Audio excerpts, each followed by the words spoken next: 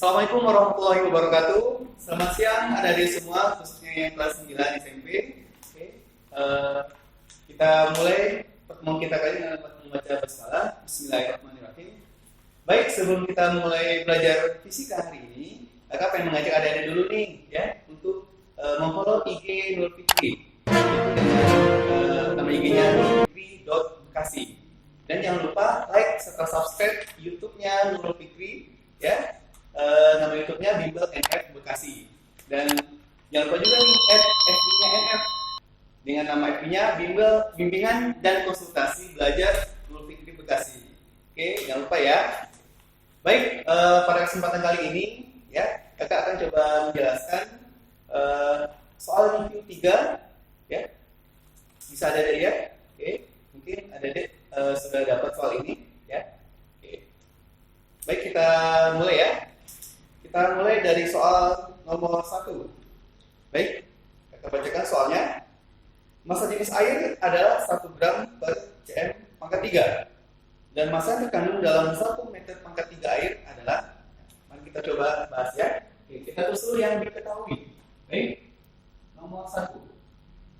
Diketahui massa jenis air. Massa jenis simbolnya adalah rho. Nilainya adalah 1 gram per cm kubik. Oke.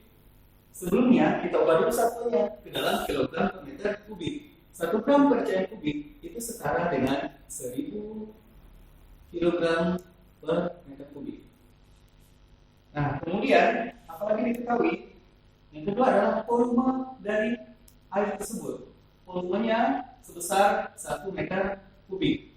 Nah, lalu ditanya apa sih di soal ini? Yang ditanya adalah massa airnya. Oke. M dari air. Apakah massanya? Oke, mari kita jawab. Oke, rumusnya apa adik-adik? Apa rumusnya? Ya, benar sekali. Rumusnya adalah rho sama dengan M per V. Ya. Rho sama dengan massa bagi volume. Karena yang ditanya adalah massa, maka rumusnya menjadi M atau massa sama dengan rho kali volume. Oke. Nah, kita masukin rho-nya atau massa jenisnya 1000, volumenya 1. Baik, maka nilainya adalah 1000. Satunya adalah kilogram. Berarti sini jawabannya adalah yang C. Oke. Baik, kita lanjut soal nomor 2. Oke. Perhatikan tabel massa jenis beberapa zat berikut ini. Di sini kita lihat ada 5 jenis benda dengan massa jenis yang berbeda. Ada es, besi, aluminium, air, dan minyak. Nah, kita disuruh tentukan manakah posisi benda padat yang benar saat dimasukkan ke dalam zat cair. Oke. Nah, yang harus kita ketahui dan ada diketahui. Oke.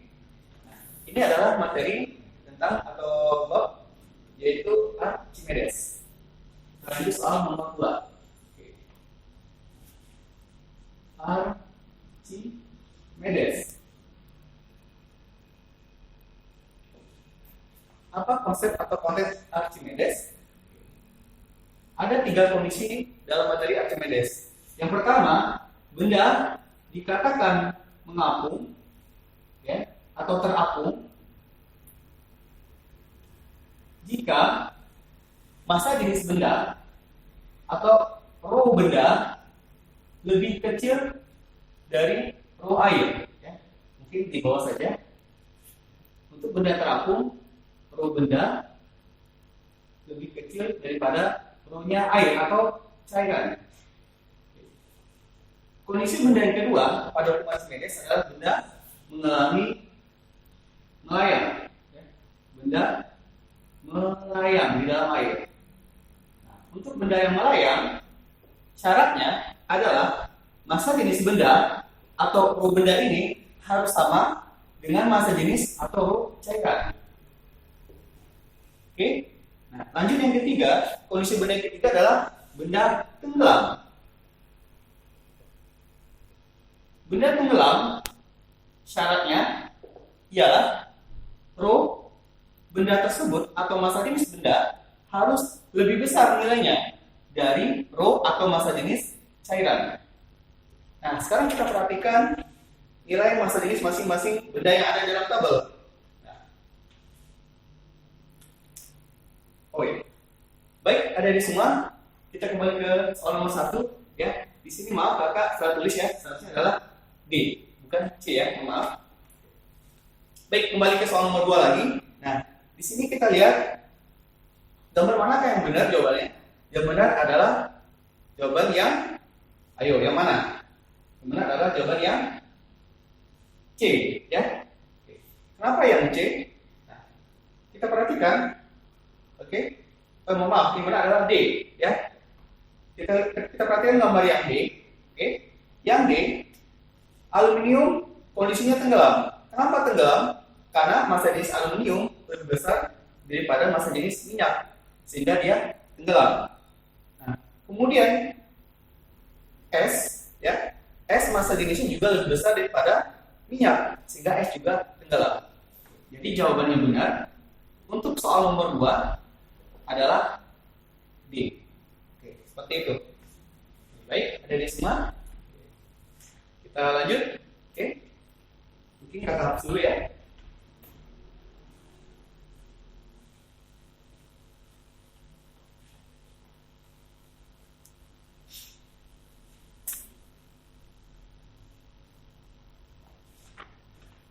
Baik, untuk soal berikutnya, nomor 3.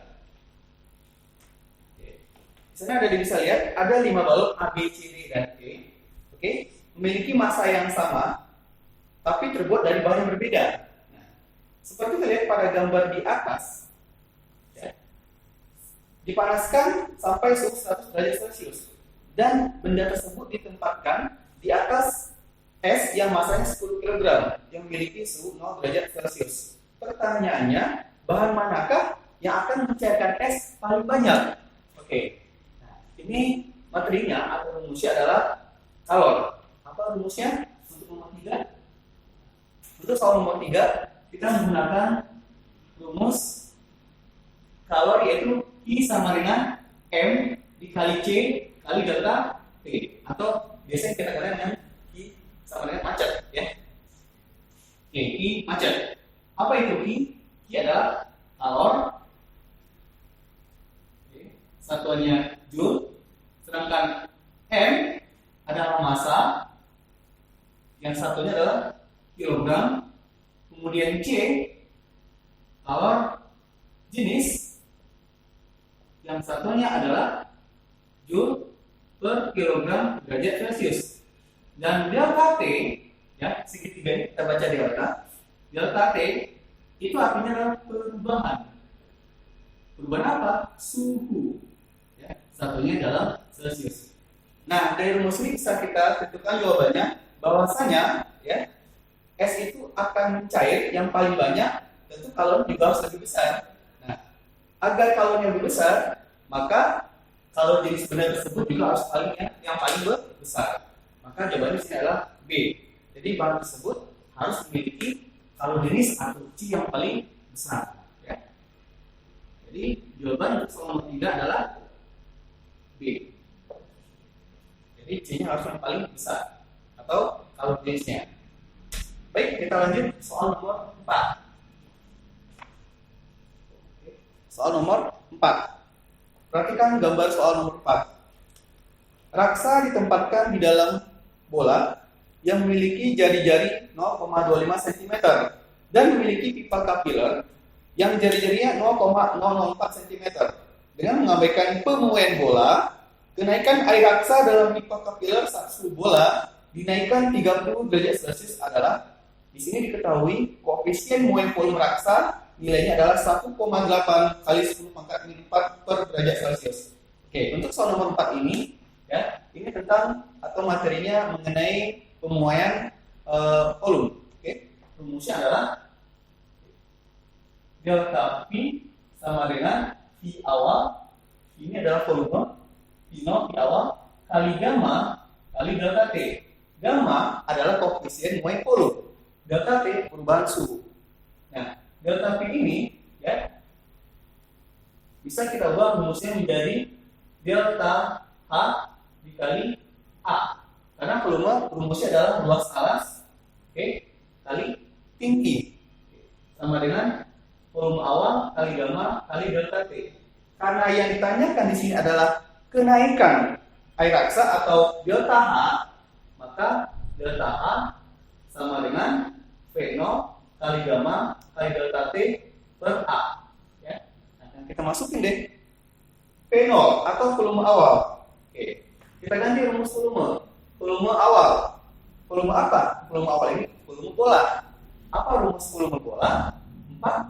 4/3 pi R pangkat 3.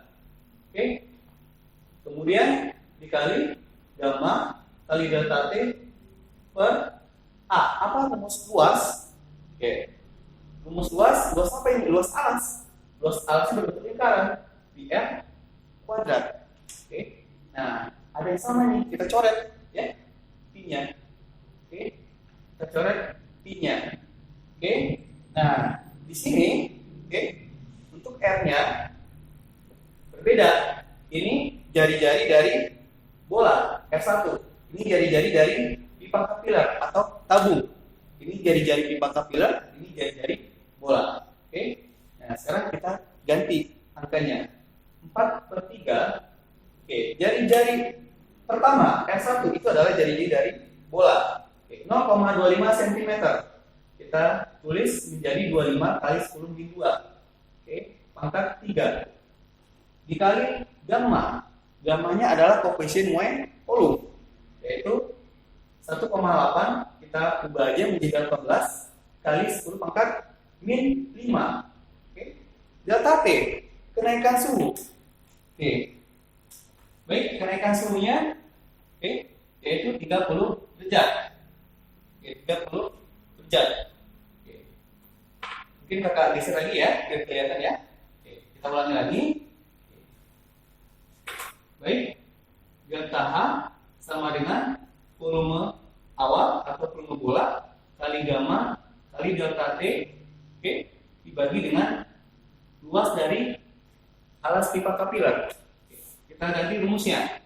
Volume awal, karena ini merupakan bentuk bola, maka kita ganti volume bola 4/3, oke, 4/3 pi R1 pangkat 3 dikali gamma kali delta T per A itu luas alas dari tabung pipa kapiler, yaitu luas lingkaran pi R kuadrat. Di sini R2. Beda ya. Pi-nya bisa kita coret karena sama. Kita lanjut 4/3 R1 jari-jari dari bola, yaitu 25 kali 10 pangkat min 2 pangkat 3. Jadi 0,25 cm kita ganti dengan 25 kali 10 min 2 ya. Boleh. Gamma, koefisien Moe volume, nilainya 18 kali 10 pangkat min 5. Jadi 1,8 boleh kita ganti 18 dan pangkat 10 jadi min 5. Delta T, kenaikan suhunya 30 derajat Celcius. R2 kuadrat ini adalah jari-jari dari pipa kapiler. Jari-jarinya adalah 0,004. Boleh kita tulis 4 kali 10 pangkat min 3. Oke. Kuadrat. Oke. Nah, sekarang kita hitung ya. Kita coba hitung ya. Baik, 4/3 dikali 25 pangkat 3. Oke. 25 pangkat 3. Oke, ini kita biarkan saja dulu ya. 25 kali 10 min 2 pangkat 3 dikali 18 kali 3 54 kali 10 pangkat min 4 ya. Ini jadi min 4 karena nolnya berkurang 1. Oke. Per 4 kali 10 min 3 kuadrat menjadi 16 kali 10 min 6. Oke. Nah, di sini ada yang bisa kita coret? Ada ya? Oke. 4 sama 16. Bisa nih. Habis ini jadi 4. Oke. 3 sama 54 bisa juga kita coret. 3 habis 54 bagi 3 18. Oke. 25 pangkat 3.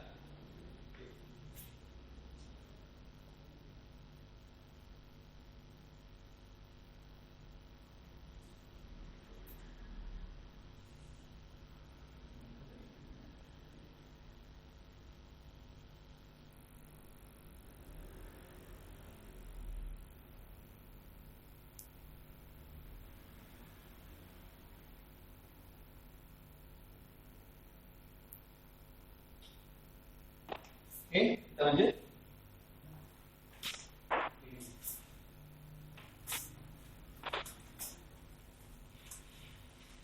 Baik, ada semua. Kita lanjutkan. Oke. Kemudian kita hitung ya.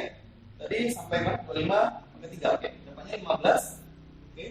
6 25 kali 10 pangkat min 6.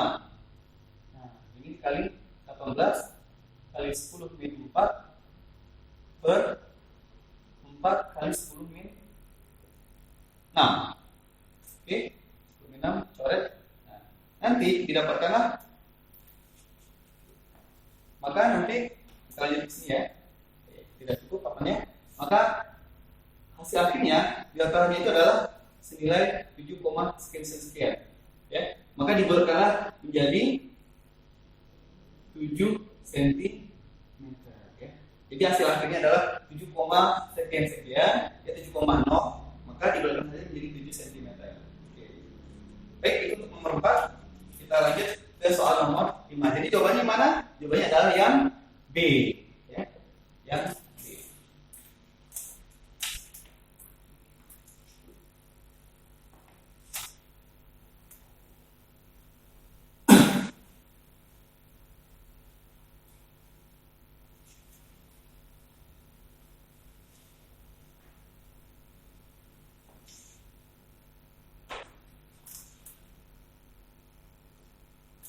Kita lanjut soal nomor 5.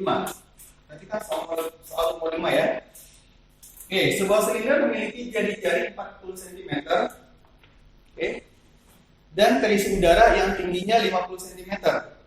Saat di atasnya ditempatkan piston yang memiliki massa 20 kg. Jika seekor anak anjing yang memiliki massa 5 kg naik ke atas piston sehingga piston bergerak turun, maka tinggi atau panjang penurunan piston atau delta H adalah, oke. Baik, untuk soal seperti ini ya, rumusnya adalah nomor 5.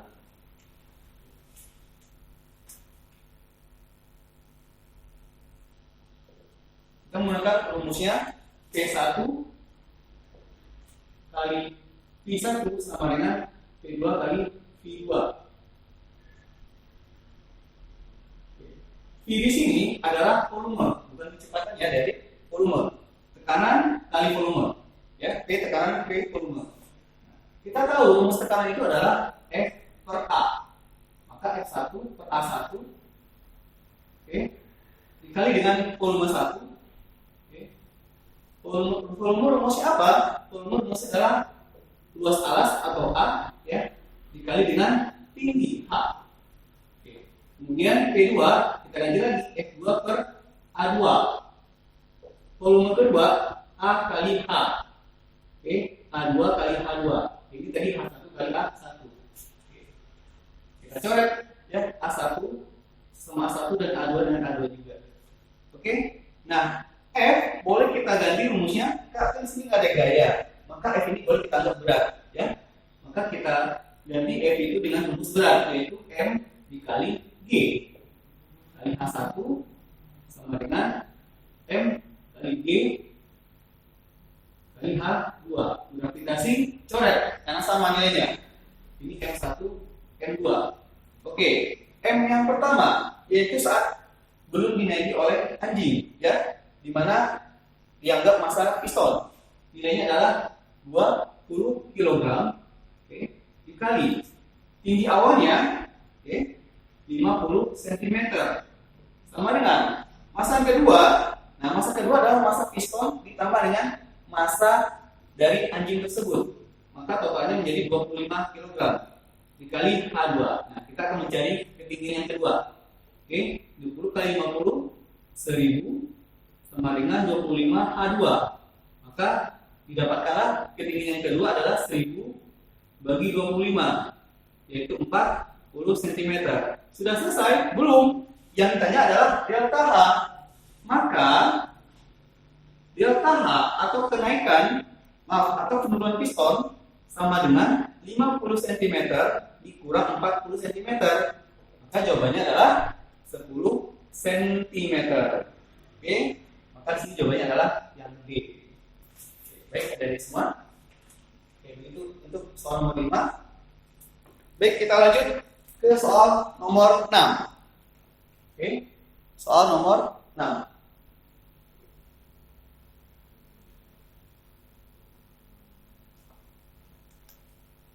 Soal nomor 6. Perhatikan tabel berikut. Oke, di sini ada dua benda A dan B. Oke. Dengan nilai jarak yang berbeda-beda. Perubahan jaraknya berbeda tiap detik. Nah, berdasarkan data pada tabel, jenis gerak yang dialami benda A dan B berturut-turut adalah, nah sekarang kita lihat bahwasanya benda A setiap detik mengalami perubahan jarak yang berbeda-beda. Sedangkan benda B setiap detik atau setiap 1 detik jaraknya, perubahan jaraknya konstan dari 10 ke 20, 30, 40. B konstan perubahan jaraknya, sedangkan A tidak konstan atau tidak tetap.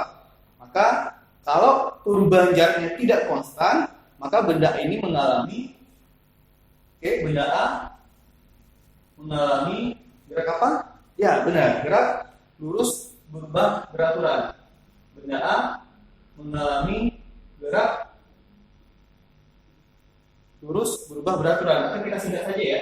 Kita singkat saja dengan GLBB. Maka benda A adalah GLBB. Kenapa GLBB? Tadi alasannya adalah karena perubahan jarak tiap detiknya berbeda-beda. Sedangkan benda B mengalami gerak lurus beraturan atau GLB karena perubahan jaraknya setiap detik sama, yaitu mengalami kenaikan 10 meter. Oke, jadi jawabannya adalah yang mana? Ayo, yang C. Ya. Baik, itu untuk nomor 6. Oke. Kemudian kita lanjutkan. Oke, sebentar, kita hapus dulu.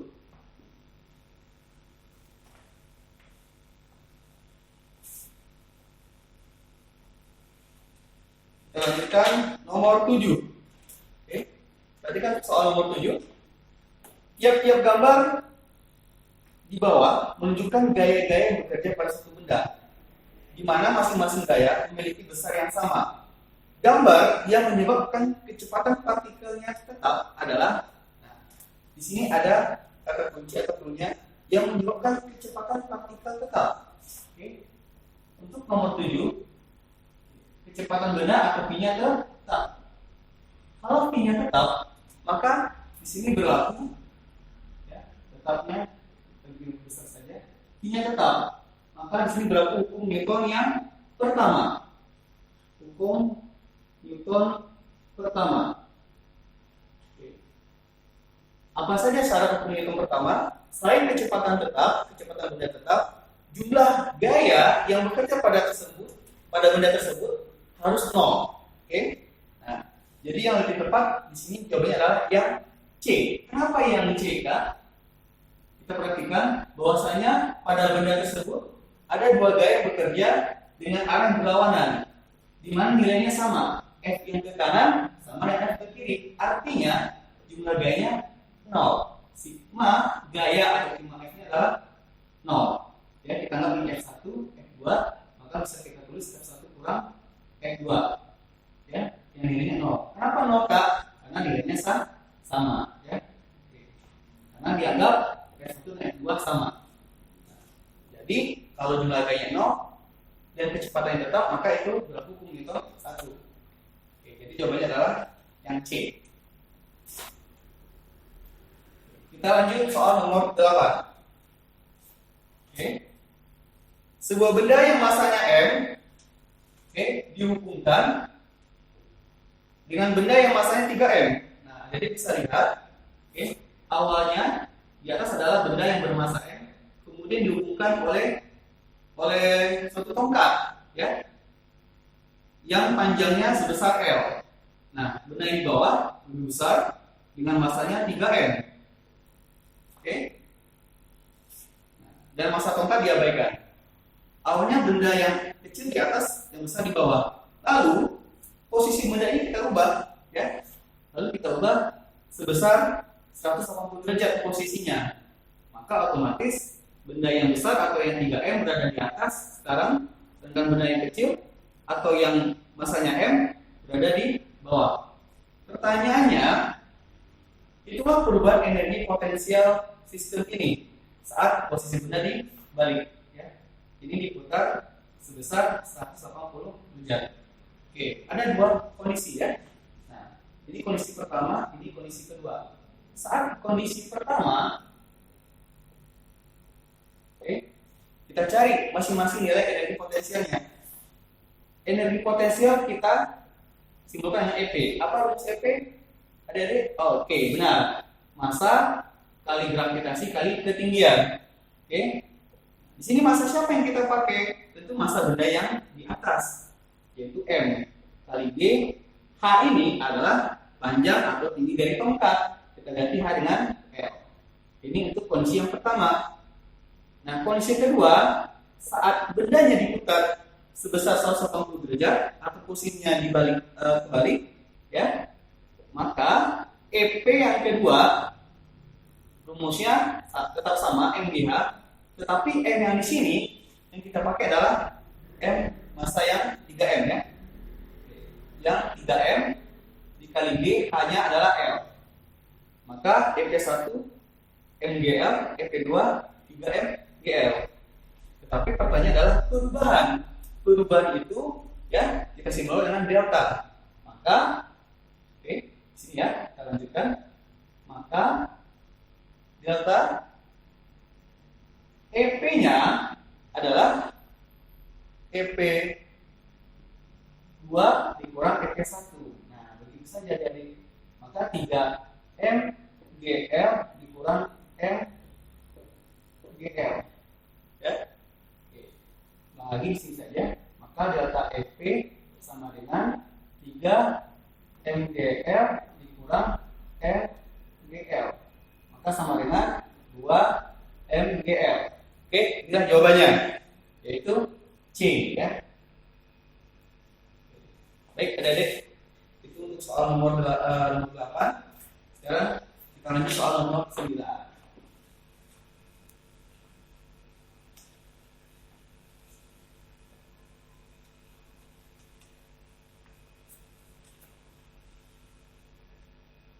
Oke. Semangat ya. Baik, untuk soal nomor 9. Perhatikan gambar soal nomor 9. Sebuah motor mengangkat peti 100 kg ke atas sejauh 5 meter dalam waktu 10 detik. Maka daya yang dihasilkan adalah soal nomor 9.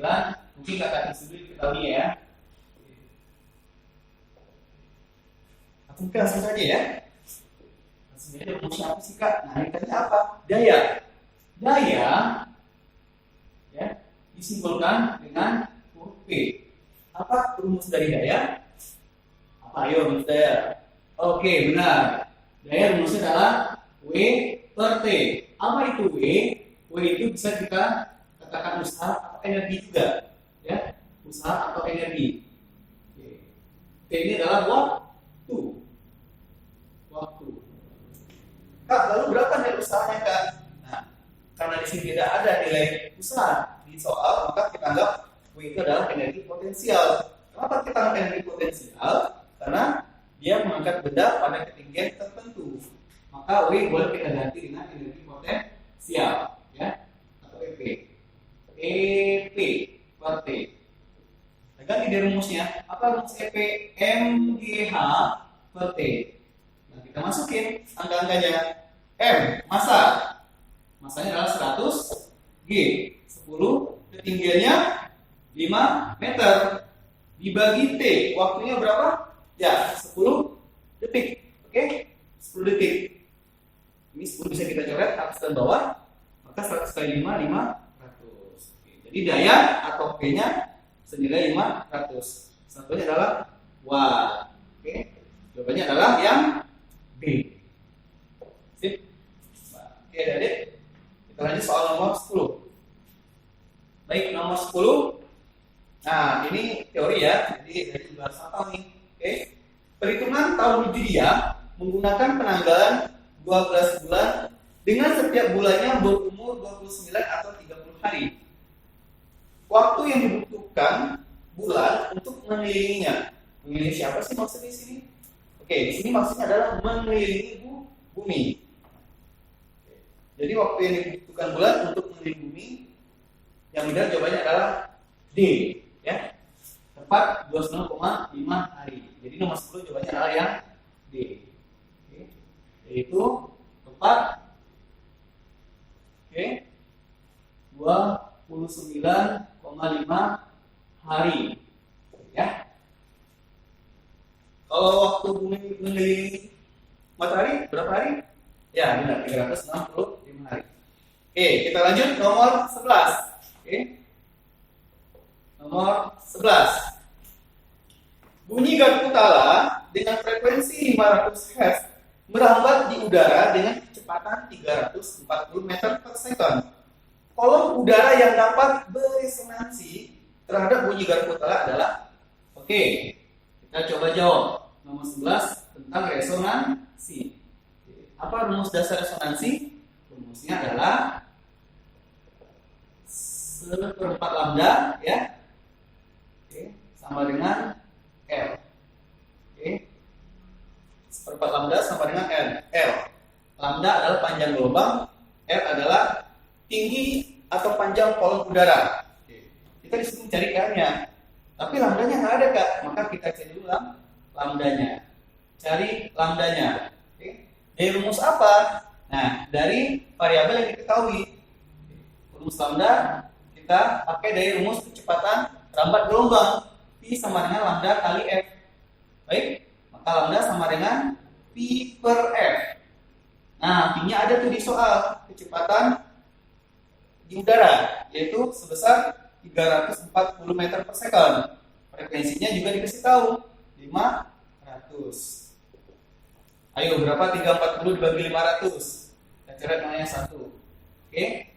Boleh nggak kita bikin jadi per 100? Boleh. Ya enggak? Jadi ini 68 per 100. Atau dalam desimal berapa? 0,68 meter, ya. Ini lambdanya. Nah, sudah ketemu lambdanya, oke? Baru kita masukin ke rumus resonansi. Maka seperempat dikali lambda, lambdanya 0,68 sama dengan L. Maka didapatkan nanti L-nya adalah 0,17. Ya. Kak, nggak ada 0,17. Ini masih meter, ya. Ini masih meter. Maka dalam sentimeter jadinya berapa? Benar, 17 sentimeter. Inilah L-nya, ya. Apa itu L? L adalah L adalah kolom udara, ya. Tinggi kolom udaranya. Baik adik-adik, ini jawabannya 17 cm, berarti yang D. Oke. Kita lanjut soal nomor 12.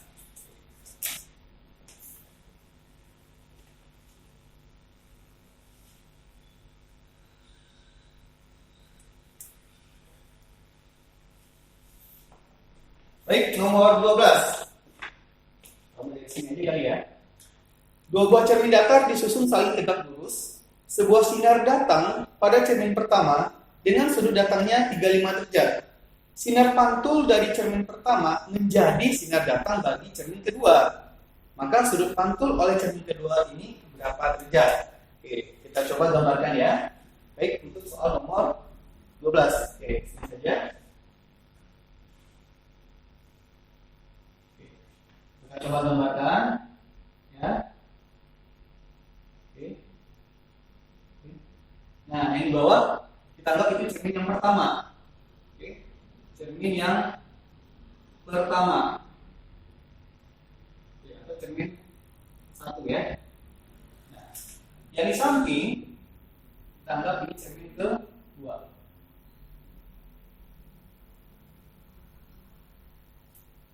Oke. Coba kita ikuti soalnya. Sebuah sinar datang pada cermin pertama dengan sudut datang 35 derajat. Jadi kita anggap sinar datang, ya. Oke. Ini kurang lurus. Kita ulang lagi. Oke. Nah, ini sinar datang.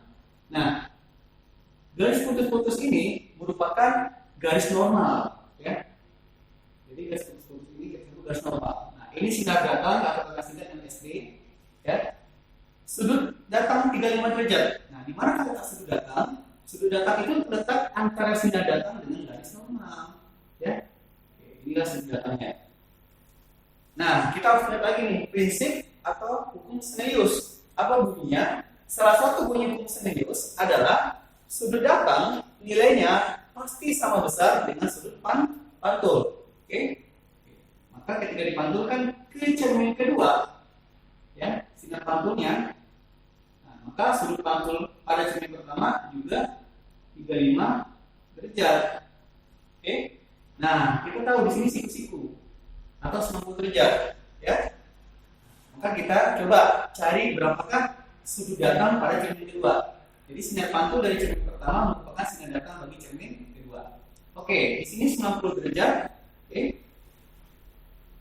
Ayo, di sini berapa? Di sini kan juga siku-siku ya. Maka 90 kurang 35 jadi berapa? 55 derajat, ya. Nah, ini kan juga siku-siku. Kalau sini 35, di sini juga 5, di sini jadi 55. Maka 90 tambah 55 berapa? 145. Nah, kita harus lihat lagi nih.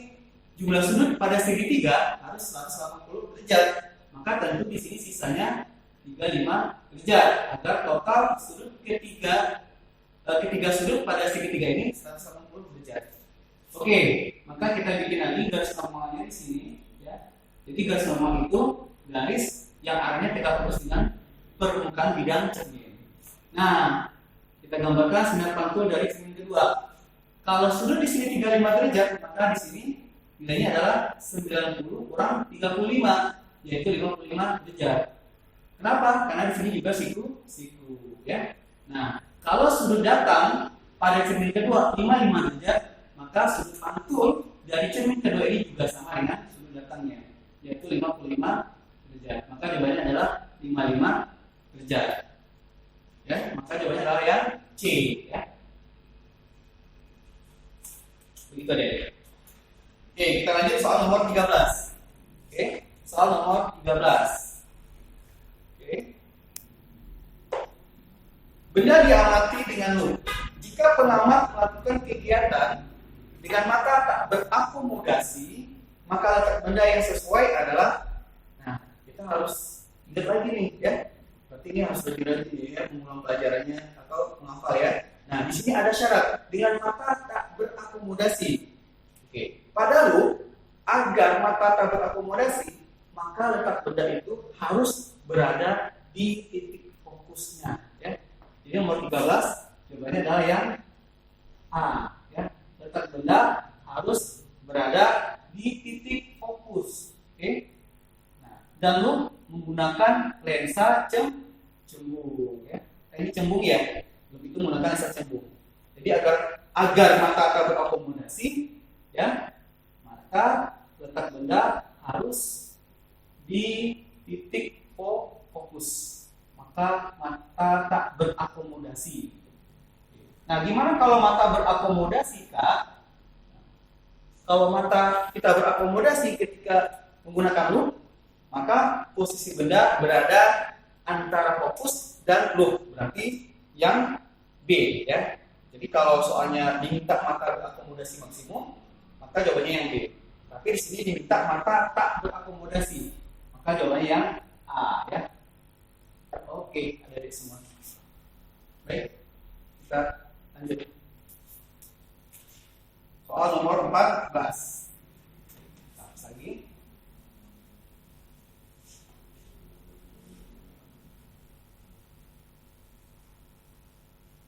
Nomor 14. Perhatikan gambar nomor 14. Ayo, tebak ini gambar apa? Oke, benar. Ini adalah gambar elektroskop. Batang bermuatan positif didekatkan pada kepala elektroskop yang belum bermuatan. Nah, dan kedua daun elektroskop yang di bawah itu, ya, kaki-kakinya menjadi mekar. Mekar itu berarti berkembang ya, mengembang ya. Oke, menjauh seperti pada gambar. Nah, kedua daun menjadi mekar itu karena apa? Oke, karena apa? Ayo, kita gambarkan dulu ya, nomor 14. Oke. Jadi kita gambarkan dulu elektroskop yang sederhana ini aja. Oke, secara sederhana. Nah, ini kepalanya. Oke. Nah, awalnya kaki elektroskop itu, oke, tidak mekar, ya. Awalnya seperti ini. Jadi tegak lurus. Nah, kemudian ada benda nih bermuatan positif. Benda bermuatan positif didekatkan, oke, dengan elektroskop. Nah, kemudian kakinya jadi mekar, ya, jadi menjauh. Nah, kalau kakinya menjauh, maka muatan di kaki atau di daunnya ini harus sama dengan muatan dengan benda yang didekatkan. Oke. Nah, jadi prinsipnya kalau kakinya melebar atau mekar, maka dipastikanlah muatan si kaki atau daunnya ini sama dengan muatan si benda yang didekatkan. Oke, jadi ini bermuatan positif. Lalu kepalanya bermuatan apa? Berlawanan dengan benda, bermuatan negatif. Maka jawabannya yang mana? Ayo. Kedua daun menjadi mekar karena keduanya juga bermuatan positif sama dengan bendanya. Maka jawabannya adalah yang B. Kita lanjut. Soal nomor 15. Oke. Soal nomor 15. Suatu pengantar mempunyai hambatan R. Jika pengantar itu dipotong menjadi dua bagian yang sama dan keduanya disatukan secara paralel, maka hambatannya menjadi, oke, kita gambarkan dulu ya. Misalkan ini ada sebuah hambatan, apa simbol hambatan? R, ya, awalnya satu, kemudian dipotong menjadi dua bagian sama panjang, ya, dipotong, oke, dipotong menjadi dua sama yang sama, hambatannya sama ya, dipotong menjadi dua bagian yang sama, maka R dibagi dua jadi berapa? Benar, masing-masing nilainya adalah setengah R. Masing-masing nilainya setengah R. Kemudian kedua R ini ya, masing-masing setengah R ini disatukan. Oke, disatukan secara paralel. Nah, secara paralel. Oke, berarti kira-kira gambarnya seperti ini ya. Oke, disatukan secara paralel. Ya, bercabang. Oke. Maka ini yang setengah R tadi, ini yang setengah R. Nah, maka hambatan totalnya menjadi berapa? Oke. Gimana cara menghitung R paralel? Pakai seper ya. Maka seper R paralel sama dengan seper setengah R tambah seper setengah R ya. Nah, 1/setengah R, maka jadinya nanti R per 2 atau 2/R. Nah, ini adalah 2/R ya. 2/R tambah 2/R. Jadi 1 bagi setengah R nanti jadinya 2/R. 2/R tambah 2/R yang menjadi 4/R. Ini masih 1/RT. Oke. Nah, maka R paralel sama dengan dibalik. Jadinya R per 4 ya. Jawabannya adalah yang A, R per 4 atau 1/4 R ya. Oke, jadi jawabannya yang A. Oke, kita lanjut soal nomor 16. Kita hapus dulu.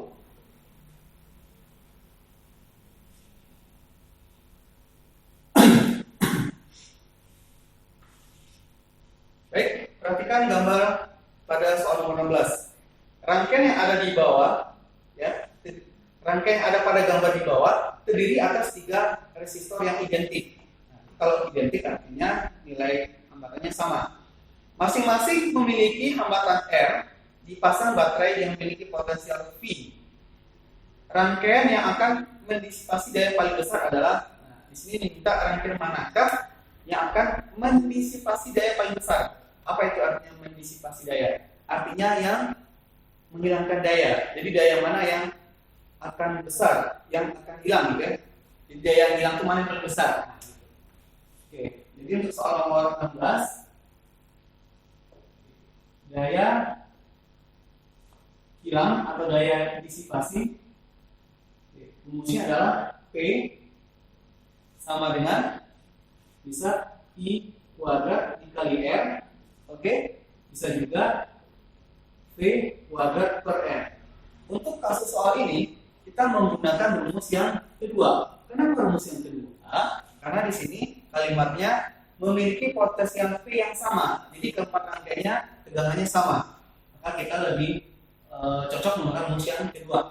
P yang hilang sama dengan P kuadrat per R. Nah, berarti sekarang tugas kita apa? Mencari nilai hambatan total masing-masing rangkaian tersebut. Berarti kita harus cari masing-masing nilai. Oke? Kita coba cari ya. Untuk rangkaian yang pertama, kita cari R totalnya. R totalnya sama dengan, karena ini rangkaian seri, maka tinggal kita jumlahin aja. R tambah R tambah R ya. Karena dia rangkaiannya seri. Maka sama dengan 3R. Untuk rangkaian pertama R totalnya 3R. Rangkaian yang kedua ya merupakan rangkaian paralel. Maka R totalnya kita ubah dulu menjadi seper R paralel. Menjadi seper R tambah seper R tambah seper R. Jadinya 3 per R. Jangan lupa dibalik hasilnya. Maka R paralel atau RP sama dengan R per 3. Yang pertama 3R, yang kedua R per 3. Lalu untuk gambar rangkaian yang ketiga, nah di sini rangkaiannya ada seri, ada paralel juga. Nah kita jumlah dulu yang seri. Nggak ada yang seri kak, yang paralel dulu. Oke baik, ya. Di sini ada yang paralel dulu, kita jumlahkan. Maka seper R paralelnya ada 2 kan? Seper R tambah seper R. Yang sebelah kanan. Baik. Maka menjadi 2 per R. Dan jangan lupa dibalik R paralelnya sama dengan R per 2. Nah, barulah R totalnya bisa kita hitung. R totalnya adalah R yang di atas ditambah dengan R yang paralel ini menjadi seri ya. R tambah R per 2. R di sini artinya adalah 1 R. 1 tambah per 2 berapa? Ya, 3 per 2 R ya. Inilah R total untuk yang R ketiga. Untuk yang keempat ya, R yang keempat kita tunjukkan ya, di sini mungkin masih muat. Nah, yang keempat kita jumlahkan dulu yang serinya, R yang seri. Maka R tambah R, ada 2 ya, yang di atas, maka totalnya 2 R. Maka untuk R totalnya juga menjadi seper R paralel ya, seper 2R tambah seper R, samakan penyebut 2R, maka 1 tambah 2. Ketemu 3 per 2R. Jangan lupa dibalik, maka R paralelnya yang kita anggap R total adalah 2R per 3. Nah, bisa kelihatan sini saja. Maka R paralelnya atau R totalnya 2R per 3. Baik, nah sekarang kita lihat ya masing-masing dari R totalnya. Untuk rangkaian pertama 3R, rangkaian kedua R per 3, rangkaian ketiga 3 per 2R ya. Yang ketiga ya, ini yang keempat 2R per 3. Mana yang lebih besar R totalnya? Yang lebih besar adalah yang mana ayo? Yang 3R. Yang lebih kecil yang mana? Yang lebih kecil adalah yang kedua, seper 3R. Nah, karena rumus yang kita pakai adalah P kuadrat per R, maka syaratnya agar daya yang hilang itu besar, ya, kan kita di sini diminta manakah nilai daya disipasi yang paling besar, maka R-nya harus yang paling kecil, ya. Jadi agar daya yang besar, R-nya harus yang paling kecil. Maka jawabannya yang paling benar adalah rangkaian yang kedua, ya. Inilah jawabannya. Rangkaian yang kedua, maka jawabannya adalah B, ya. Rangkaian yang kedua. Harus R yang paling kecil jumlahnya. Oke, kita lanjut soal berikut nomor 17.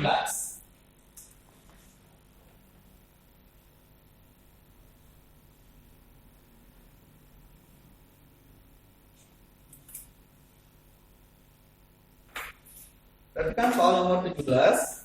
Di sini ada gambar 2 magnet ya. Lalu di sini ada gambar anak panah yang menandakan sebagai kuat arus. Kita baca, arah gaya magnet yang bekerja pada kawat berarus seperti ditunjukkan di bawah ini adalah. Nah, sekarang kita coba gambarkan dulu ya. Nomor 17. Ada 2 magnet batang, oke, di tengah-tengahnya ada arus yang mengalir, I. Oke. Baik, di sini bentuknya selatan utara, sebelah kiri di sini juga selatan utara. Sekarang pertanyaannya, kemanakah arah gaya magnetnya? Nah, ingat dong kita pakai konsep atau rumus apa? Cara apa? Benar, kita menggunakan konsep kaidah tangan kanan, ya. Menggunakan konsep kaidah tangan kanan. Konsep kaidah tangan kanan. Baik, ada di semua.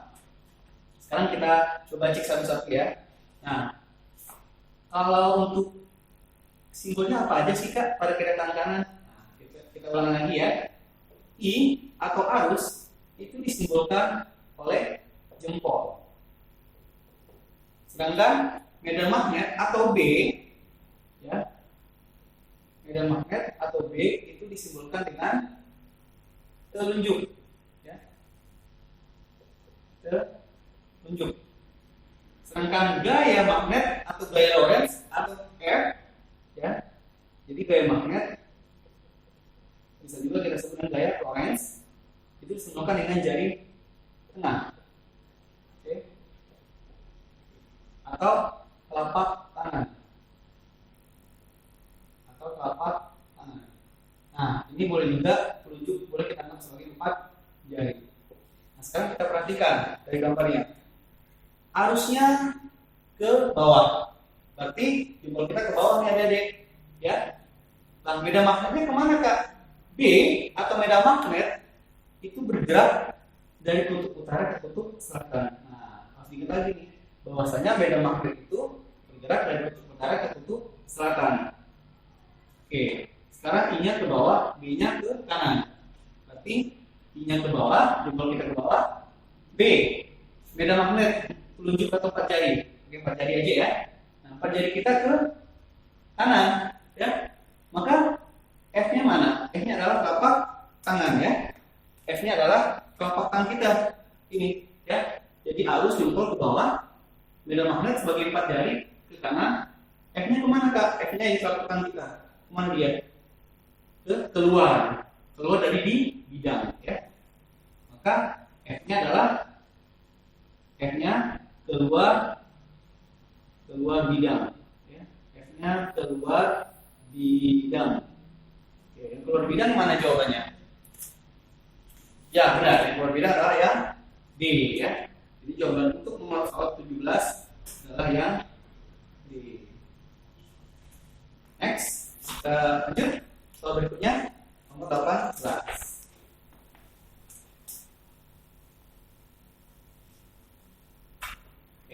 Baik, soal terakhir nomor 18. Sebuah loop kawat dan magnet batang sedang bergerak relatif satu terhadap lainnya. Oke. Gerakan pada gambar di bawah yang tidak akan menghasilkan arus di dalam loop adalah, nah, sini ada di harus lagi konsepnya, ya, harus dibaca lagi atau dihafal lagi. Oke, sekarang kita perhatikan saja dari keempat pilihan ABCD. Syarat arus itu akan mengalir atau muncul, ya. Magnet batang ini harus digerakkan, ya, harus digerakkan maju mundur atau masuk keluar. Nah, sementara pertanyaannya, permintaan soal, manakah gerakan pada gambar di bawah ini yang tidak akan menghasilkan arus? Nah, tidak ada arus yang dihasilkan. Kalau arusnya tidak ada, maka pastilah magnet batangnya tidak bergerak sama sekali, ya. Jadi jawabannya adalah yang D, ya. Karena kalau yang A, magnetnya bergerak ke dalam kawat, maka akan timbul arus. Yang B, magnetnya keluar, maka juga akan timbul arus. Yang C begitu pun. Nah, yang D, magnet batangnya tidak bergerak sama sekali. Oke, maka nomor 18 jawabannya adalah yang D. Kenapa? Karena magnet batang tidak bergerak sama sekali. Magnet batang tidak bergerak. Oke, alias P-nya 0. Oke. Baik. Nah, begitulah adik-adik untuk soal nomor 18. Oke, mungkin cukup sampai di sini dulu pembahasan soal review 3 kita. Oke, terima kasih atas perhatiannya. Tetap semangat belajar, jaga kesehatan, tetap di rumah, ya, jangan keluar kalau tidak ada keperluan yang mendadak. Oke, semoga musibah yang kita hadapi sekarang ini cepat berlalu dan kita semua dalam kondisi sehat walafiat semuanya. Oke, tetap semangat adik-adikku semua. Oke, jangan lupa ya untuk kembali belajar lagi di NF. Oke, baik, kita tutup, kakak tutup dengan membaca alhamdulillah, alhamdulillahirabbil alamin. Assalamualaikum warahmatullahi wabarakatuh.